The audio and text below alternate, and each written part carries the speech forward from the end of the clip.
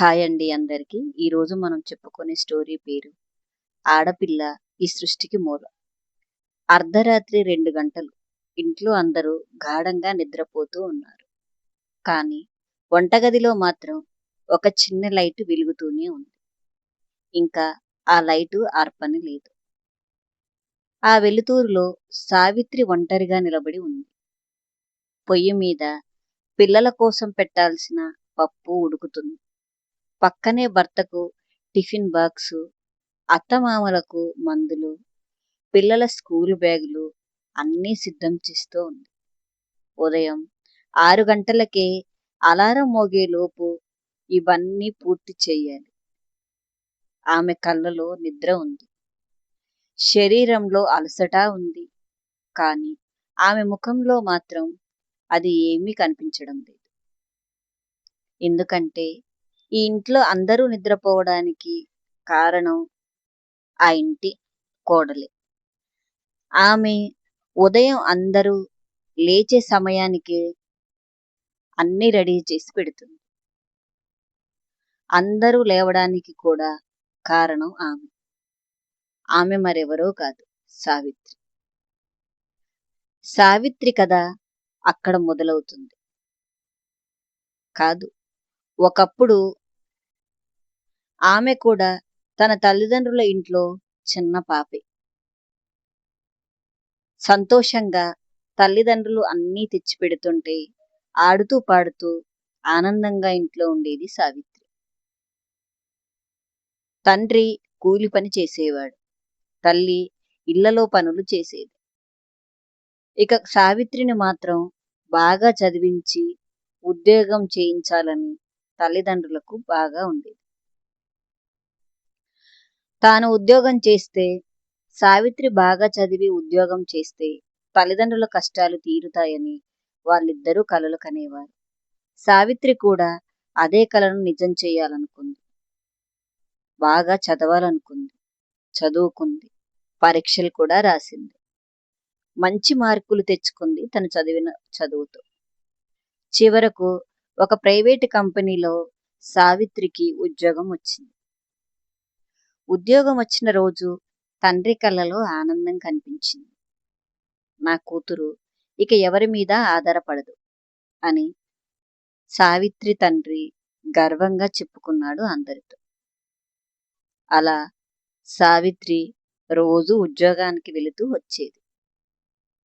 కానీ కొన్ని నెలలకే సావిత్రికి పెళ్లి సంబంధం వచ్చింది. అబ్బాయి పేరు మోహన్. అతను ఒక సాధారణ ఉద్యోగం చేసేవాడు. అతనికి ఇంట్లో వృద్ధ తల్లిదండ్రులు ఉండేవారు. మొదట చూసినప్పుడు మోహన్ బాగా నచ్చాడు. ఎక్కువగా మాట్లాడకపోయినా బాధ్యత తెలిసిన మనిషిలా కనిపించాడు. అందుకని సావిత్రి తల్లిదండ్రులు సంబంధాన్ని ఒప్పుకొని పెళ్లి చేశారు. సావిత్రి తన పుట్టింటి గడప దాటి అత్తింట్లోకి అడుగుపెట్టిన రోజు. తల్లి ఆమె చేతిని గట్టిగా పట్టుకొని ఒక్కటే మాట చెప్పింది సావిత్రికి. అమ్మా, కొత్త ఇల్లు. నీకు మొదట పరాయి ఇంటిలా అనిపిస్తుంది. భయం భయంగా కూడా ఉంటుంది. కానీ నీ మనసు మంచిదైతే ఒకరోజు అదే నీ ఇల్లవుతుంది. నీకే అనిపిస్తుంది, ఇదంతా నా ఇల్లు, నేను జాగ్రత్తగా ఇవన్నీ చేసుకోవాలి అని. అర్థమవుతుందా తల్లి అని సావిత్రికి తన తల్లి చెబుతుంది. ఆ ఇంటిని తన ఇల్లుగా మార్చుకోవడానికి తన జీవితంలోని ఎన్నో సంవత్సరాలు ఖర్చు అవుతాయని సావిత్రికి తన తల్లి చెప్పింది. అప్పుడు ఆమెకి తెలియదు. పెళ్ళైన మరుసటి రోజే ఆమె ఉదయం 5 గంటలకే నిద్రలేచింది. అమ్మగారింట్లోలాగా ఆలస్యంగా లేవడం కుదరదు. అత్తగారింటి అంటే తొందరగానే నిద్రలేవాలి. లేవగానే వంటగదిలోకి వెళ్ళింది. అత్త స్వరం వినిపించింది. కాఫీలోకి చక్కెర తక్కువగా వెయ్యాలి, మామయ్యకు షుగరుంది అని తన అత్తయ్య హాల్లో నుంచే వంట రూంలో ఉన్న సావిత్రికి చెబుతూ ఉంది. కాసేపటికి మరో మాట, మోహన్కు టిఫిన్ తప్పకుండా వేడివేడిగా ఉండాలి. తొందరగా చెయ్యి. ఇంకొంచెం తర్వాత ఇంట్లో బియ్యం అయిపోతున్నాయి అని. ఎవరూ ఆమెను పని చేయమని బలవంతం చెయ్యలేదు. కాని ఒక్కొక్కరి అవసరం ఆమె బాధ్యతగా మారిపోయింది. ఉదయం వంట, మధ్యాహ్నం ఆఫీసు, సాయంత్రం ఇంటికి వచ్చాక మళ్ళీ వంట పనులు, బట్టలు ఉతకడం, పాత్రలు కడగడం, కరెంటు బిల్లులు కట్టడం, అత్తామామకు మందులు తీసుకురావడం. ఒక నెలకు ఇంట్లో ఎంత ఖర్చవుతుందో ఆ ఖర్చులన్నీ జాగ్రత్తగా రాసుకోవడం. పండగలకు పిల్లలకు ఇంట్లో వాళ్లకు బట్టలు, బంధువులకు బట్టలు తీసుకురావడం. ఎవరికైనా అవసరం వస్తే మొదట గుర్తొచ్చే పేరు సావిత్రి. ఆమె ఉద్యోగం చేస్తున్న విషయం బయటి వాళ్లకు మాత్రం చాలా గొప్పగా అనిపించేది. కానీ సావిత్రి అదృష్టవంతురాలు అని కూడా అందరూ అనేవారు. ఆమెకు ఇంట్లో ఉన్న కష్టాలు బయట ఎవరికీ తెలిసేవి కాదు. ఉద్యోగం కూడా చేస్తుంది, కుటుంబం కూడా చూసుకుంటుంది. రెండు బాధ్యతల వల్ల సావిత్రి చాలా అలసిపోయేది. చూసేవాళ్లకు ఇంటా బయట సావిత్రి పెత్తనంలాగే కనిపించేది. కాని ఎవరు కూడా ఒక్కసారైనా తనను అడగలేదు, సావిత్రి నువ్వు ఎలా ఉన్నావు అని. పెళ్ళయి 2 సంవత్సరాలవుతుంది సావిత్రికి. ఇప్పుడు సావిత్రి గర్భవతి. ఆ వార్త విన్నప్పుడు తన భర్త మోహన్ చాలా సంతోషించాడు. ఇక తన అత్త దేవుడికి మొక్కుకుంది. తండ్రికి ఫోన్ చేసింది సావిత్రి. ఆనందంగా విషయం చెప్పింది. ఆ రోజు రాత్రి తల్లి ఒక్కటే చెప్పింది సావిత్రికి, ఇక నీకు నువ్వు కనిపించవు అమ్మా. నీ బిడ్డలోనే నిన్ను నువ్వు వెతుక్కుంటావు. అవును, నిజమే తల్లి అని తన తల్లి సావిత్రికి చెప్పింది. అది నిజమైంది. కొన్ని నెలల తర్వాత సావిత్రికి ఒక పాప పుట్టింది. పాప పుట్టిన రోజు సావిత్రి మొదటిసారి తన చేతుల్లోకి తన పాపను తీసుకున్నప్పుడు ప్రపంచం మొత్తం కూడా ఆ చిన్న ముఖంలోనే కనిపించింది సావిత్రికి. ఆ రాత్రి ఆమెకు నిద్ర రాలేదు. పాప నిద్రపోతూ చిన్నగా నవ్వుతుంది. సావిత్రి కళ్ళలో కన్నీళ్లు వచ్చాయి. ఆ పుట్టిన బిడ్డను చూస్తూ సావిత్రి ఇలా అంది, తల్లి, నీకోసం నేను ఏమైనా చేస్తాను. ఇక నుంచి నువ్వు నా ప్రాణం అని బిడ్డతో నెమ్మదిగా చెప్పింది సావిత్రి. ఆ మాటను ఆమె జీవితాంతం నిలబెట్టుకుంది. పాపకు 6 నెలలు వచ్చినప్పుడు సావిత్రి మళ్ళీ ఉద్యోగానికి వెళ్లాల్సి వచ్చింది. మొదటి రోజు ఆఫీస్కు బయలుదేరేటప్పుడు పాప ఆమె చీర పట్టుకొని ఏడ్చింది. సావిత్రి బయటకు వెళ్ళలేకపోయింది. చిన్న పాప, బాలింత, 6 నెలలు చిన్న పాపను వదిలేసి ఉద్యోగానికి వెళ్ళాలంటే సావిత్రికి కూడా చాలా బాధ అనిపించింది.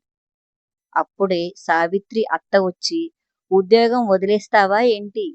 ఇంటి ఖర్చులకు, ఇంటి విషయాలకు డబ్బులు కావాలి కదా, వెళ్ళు, ఇక చాలు, పాపను నేను చూసుకుంటాలే అని చెప్పి కోడలను ఉద్యోగానికి పంపించింది. సావిత్రి పాపను ముద్దు పెట్టి బయటకు వచ్చింది. బస్సులో కిటికీ వైపు చూసుకుంటూ నిశ్శబ్దంగా ఏడుస్తూ ఉంది సావిత్రి.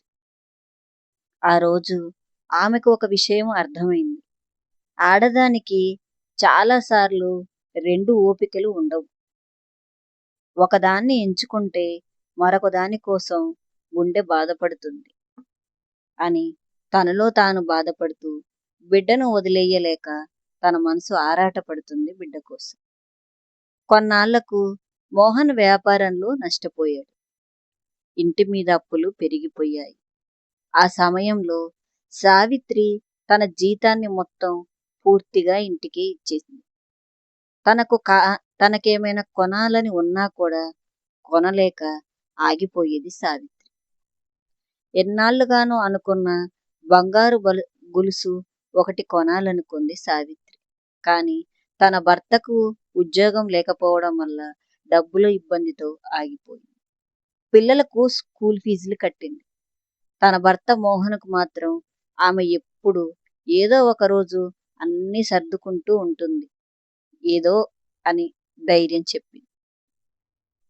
ఒక రాత్రి మోహన్ తీవ్రంగా బాధపడుతూ ఇలా అన్నాడు. నేను నీ జీవితాన్ని ఇంత కష్టంగా మార్చేశాను అన్నాడు మోహన్. ఆ మాటలు విన్న భార్య సావిత్రి అతని పక్కన కూర్చొని, మనమిద్దరం కలిసి ఉన్నాం కదా, అయితే కష్టం నీది నాది అని ఎందుకు విడదీస్తావు మోహన్? మనిద్దరం కలిసి మన కష్టాలను తప్పకుండా అధిగమిస్తాం. నీ ఉద్యోగం నీకు మళ్ళీ వస్తుంది. ఆ నష్టాన్ని నువ్వు ఖచ్చితంగా భర్తీ చేస్తావు. బాధపడకు అని భార్యాభర్తలు ఒకరికొకరు ధైర్యం చెప్పుకున్నారు. ఆమెను చూసి ఏమీ మాట్లాడలేకపోయాడు మోహన్. అదే సమయంలో సావిత్రి తండ్రి అనారోగ్యానికి గురయ్యాడు. పుట్టింట్లో పరిస్థితి మరింత దారుణంగా మారింది. సావిత్రి తల్లి సావిత్రికి ఫోన్ చేసి, అమ్మా, నాన్నకు ఆరోగ్యం బాగోలేదు, డాక్టర్ దగ్గరికి చూపించాలి అని చెప్పింది సావిత్రికి. ఆ మాటలకు సావిత్రి దగ్గర ఉన్న పొదుపు డబ్బంతా తన తల్లికి పంపించింది. తన తల్లి ఎందుకు ఫోన్ చేసిందో అర్థం చేసుకున్న సావిత్రి తను పొదుపుగా దాచుకున్న కొంత డబ్బును తన తండ్రి ఆరోగ్యం కోసం ఖర్చు చేసింది. ఆ విషయం మోహన్కు చెప్పలేదు. కొన్ని రోజుల తర్వాత అతనికి తెలిసింది. అప్పుడు మోహన్, నాతో ఎందుకు చెప్పలేదు, మీ నాన్నకు డబ్బులు ఖర్చు పెట్టానని అని అడిగాడు. నీకు ఇప్పటికి చాలా బాధ్యతలు ఉన్నాయి కదా అని కూడా అడిగాడు. ఇంకో భారం ఎందుకు పెట్టాలి అని అనిపించింది అని తన భర్తకు చెప్పింది సావిత్రి. మోహన్ ఆ మాట విని మొదటిసారి ఆమె జీవితాన్ని వెనక్కి తిరిగి చూశాడు. పెళ్లి అయిన రోజు నుంచి ఇప్పటి వరకు సావిత్రి తన కోసం ఏం చేసుకుంది? సమాధానం దొరకలేదు. తన జీతం కుటుంబానికి, తన సమయం పిల్లలకు, తన శక్తి మొత్తం ఇంటికి, తన కన్నీళ్లు మాత్రం తనకే.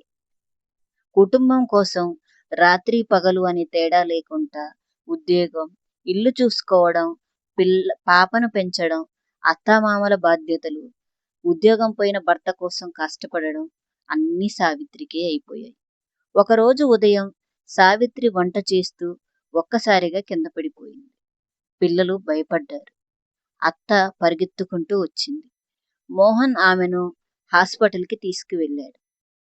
సావిత్రిని పరీక్షించిన డాక్టర్ గారు ఇలా చెప్పాడు. ఆమె శరీరానికి విశ్రాంతి అవసరం. చాలా రోజులుగా అలసటను పట్టించుకోకుండా తను పనిచేస్తూనే ఉంది. కాబట్టి ఆమెకు చాలా విశ్రాంతి అవసరం అని చెప్పాడు డాక్టర్. ఆ మాటలు విన్న మోహన్ నిశ్శబ్దంగా నిలబడ్డాడు.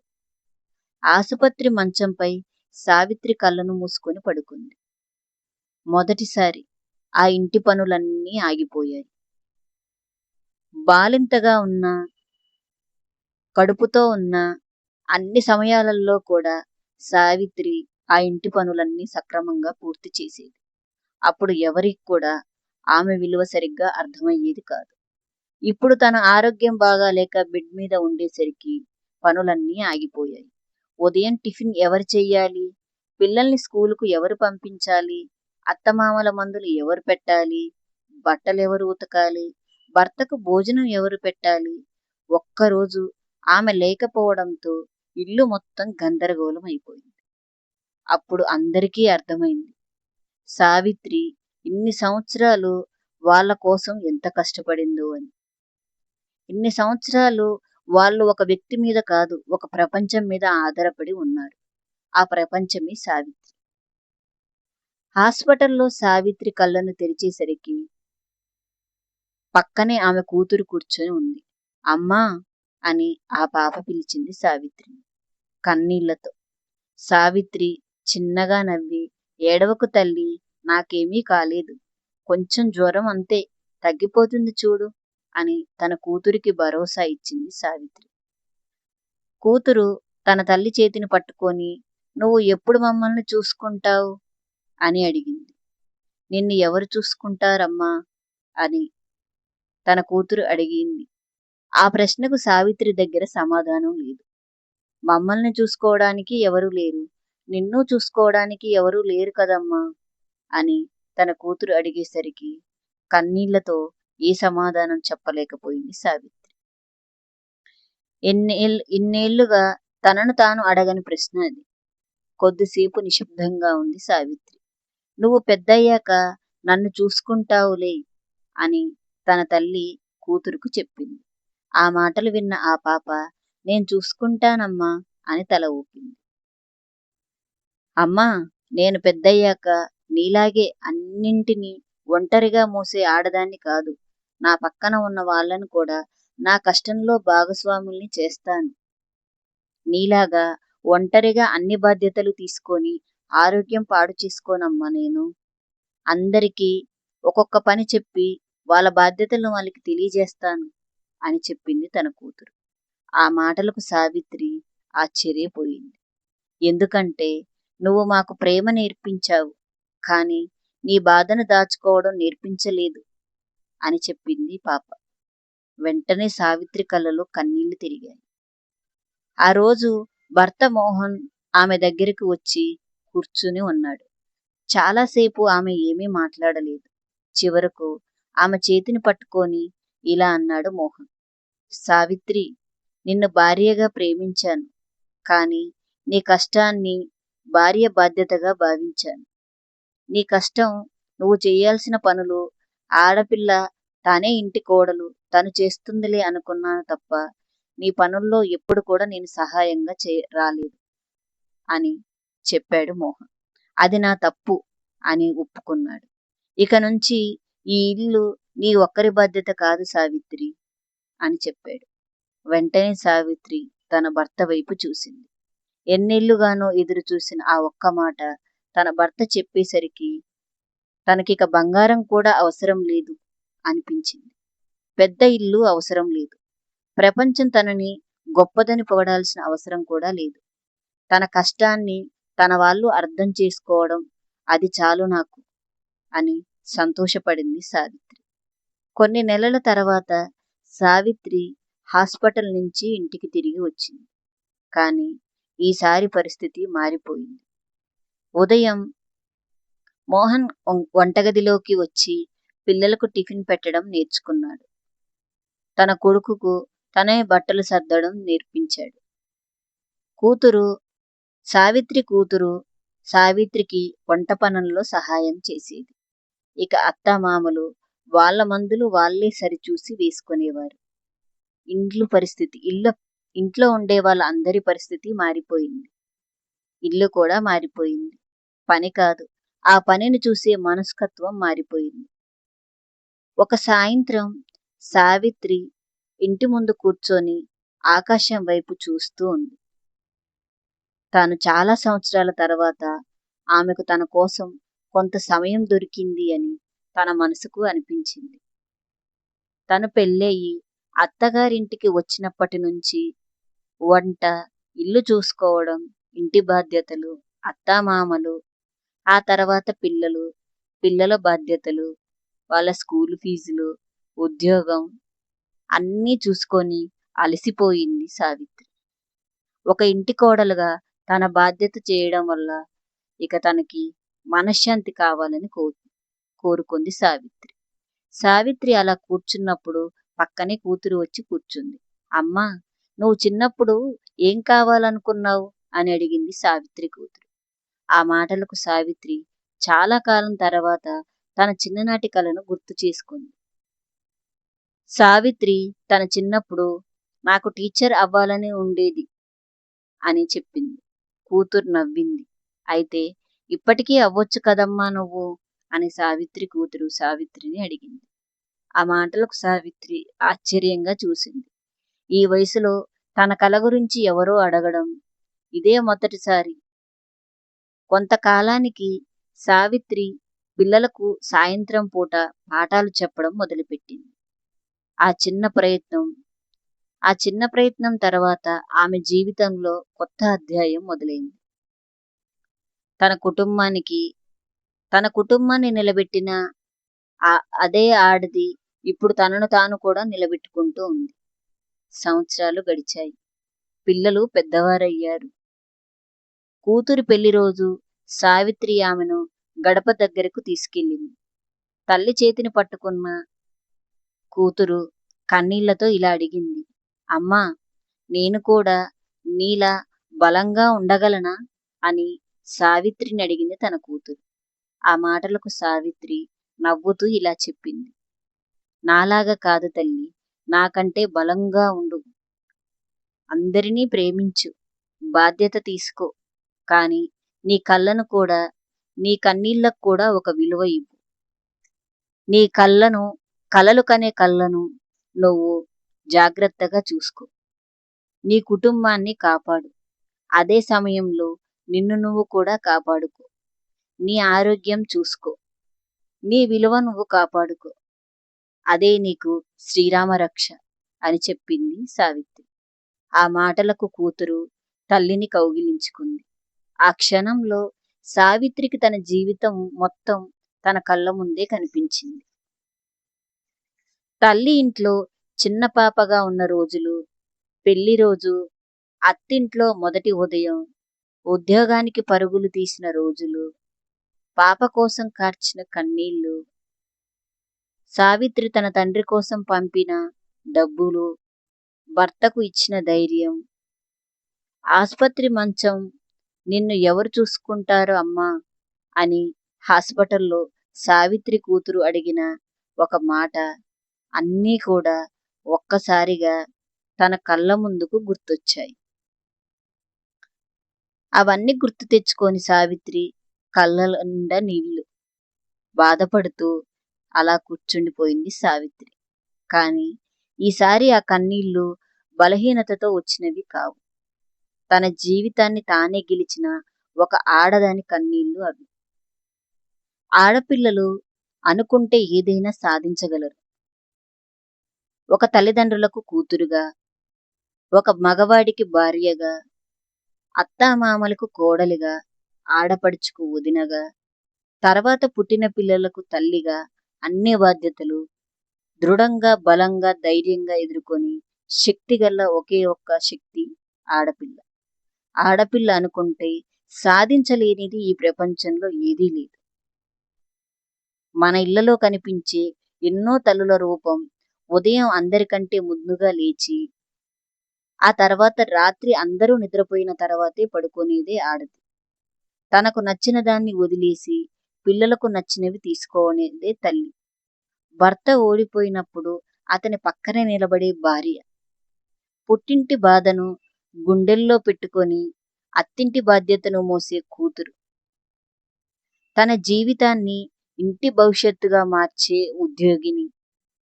ఆమె చేతులు వంట చేస్తాయి, పిల్లలను పెంచుతాయి, కుటుంబాన్ని కూడా నిలబెడతాయి. ఒక ఆడపిల్ల చేతిలో ప్రపంచాన్ని సైతం తన గుప్పిట్లో దాయగలవు. ఆమె మనసు ఎన్నిసార్లు విరిగినా కూడా మరుసటి ఉదయం మళ్ళీ ఇంటి గడప తెరుస్తుంది. అందుకే ఆడది బలహీనురాలు కాదు, ఆమె బలవంతురాలు. పరిస్థితులకు అనుగుణంగా మారడానికి కొన్ని సమయాలలో బలహీనంగా కనపడవచ్చు. కానీ ఆమె స్థితిగతులను ఎదుర్కొని ఆదిపరాశక్తిగా బలంగా తయారగల శక్తి ఆడవాళ్ళకే ఇచ్చాడు ఆ దేవుడు. అందుకే భూమాతను ఆడపిల్లకు నిదర్శనంగా భావిస్తారు.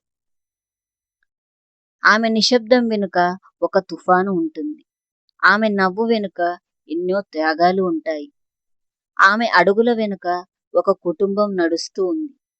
ఒక తల్లి తన బిడ్డను పెంచుతుంది. ఆ బిడ్డ రేపటి సమాజాన్ని నిర్మిస్తుంది. ఒక భార్య తన కుటుంబాన్ని నిలబెడుతుంది. ఆ కుటుంబం మరో కుటుంబానికి ఆదర్శం అవుతుంది. అదే ఒక కూతురు తల్లిదండ్రుల జీవితంలో వెలుగవుతుంది. ఆ తర్వాత ఒక మహిళ తన కాళ్లపై నిలబడితే ఆమెతో పాటు మరో 10 మందికి ధైర్యం ఇస్తుంది. ఆ 10 మంది మరికొంతమందికి ఆదర్శంగా నిలబడతారు. అందుకే ఈ ప్రపంచం ఎక్కడి నుంచి మొదలైందని అడిగితే సమాధానం ఒక్కటే. అది ఏమిటంటే, ఒక తల్లి గుండె నుంచి ఒక ఆడదాని కన్నీటి నుంచి ఈ ప్రపంచం మొదలవుతుందని నేను చెబుతాను. ఆమె ప్రేమ నుంచి, ఆమె త్యాగం నుంచి, ఆమె ధైర్యం నుంచి. ఆమె లేకుండా మనిషి పుట్టడు. ఆమె లేకుండా కుటుంబం నిలబడదు. ఆమె లేకపోతే ఈ సమాజం ముందుకు సాగదు. అదే ఒక ఆడపిల్లకు ఉన్న పట్టుదల, ఆడపిల్లకు ఉన్న నిజాయితీ. ఆమెను గౌరవించడం ఒక ఉపకారం. ఆమెను సంతోషపెట్టడం మన బాధ్యత. ఒక ఉపకారం అనేది కాదు, ఆమెకు దక్కాల్సిన గౌరవం. ఎందుకంటే ప్రపంచాన్ని మోస్తున్న భుజాలు ఎప్పుడూ బలహీనంగా కనిపించవు. కొన్నిసార్లు అవి చీర కొంగుతో కప్పబడి కన్నీళ్లను తుడుచుకుంటున్న తల్లి భుజాలపై ఉంటాయి. అందుకే ఈ సృష్టికి మూలం ఆడది. ఆడది లేకపోతే ఈ ప్రపంచం ముందుకెళ్ళదు. Thank you.